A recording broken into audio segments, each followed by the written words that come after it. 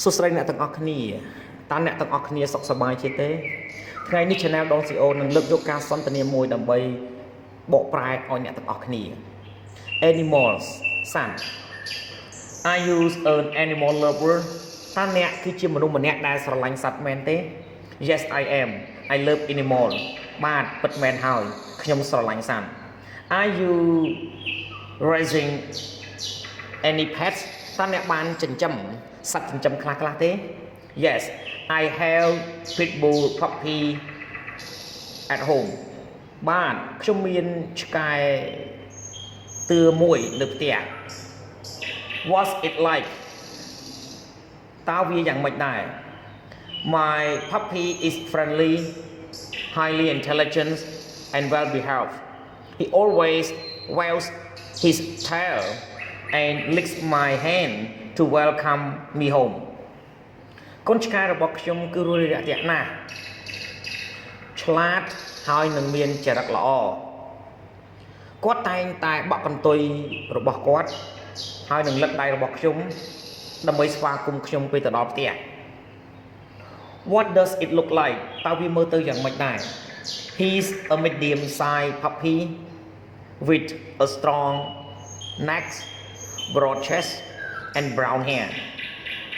គាត់គឺជាកូនឆ្កែដែលមានទំហំមធ្យមជាមួយនឹងកធំអន្ទ្រូងធំហើយនឹងរោមពណ៌ត្នោត What are its habits តើអ្វីទៅគឺជាទម្លាប់របស់វា My pit bull puppy love doing exercise every day when he plays to win កូនឆ្កែរបស់ខ្ញុំចូលចិត្តធ្វើលំហាត់ជារៀងរាល់ថ្ងៃនៅពេលដែលគាត់លេងគាត់ពិតជាចង់ឈ្នះណាស់ What do you usually do with it តើជាធម្មតាអ្នកធ្វើអ្វីជាមួយវា I usually play tennis together We usually play tennis together My puppies help me pick up tennis ball ពួកយើងលេងកីឡាវាយ tennis ជាមួយគ្នាកូនឆ្កែរបស់ខ្ញុំជួយខ្ញុំដើម្បីរើសគ្រាប់ tennis What does it like to eat តើវាចូលចិត្តស៊ីអី He love beef chickens and some dairy products គាត់ចូលចិត្តសាច់គោសាច់មាន់ហើយនិងផលិតផលធ្វើពីទឹកដោះគោ What do you learn from it តើអ្នករៀនអ្វីខ្លះអំពីវា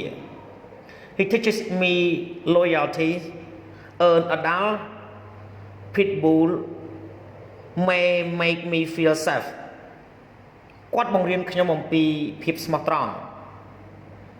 ឆ្កែពេញវ័យអាចនឹងធ្វើឲ្យខ្ញុំមានអារម្មណ៍ថាមានសុវត្ថិភាព Why do people keep pets ហេតុអ្វីបានជាមនុស្ស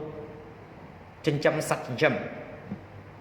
They consider pets as their loyal companions which make their lives better ពួកគេចាត់ទុកថាសត្វចិញ្ចឹមគឺជាគ្នាដ៏ស្មោះត្រង់របស់ពួកគេ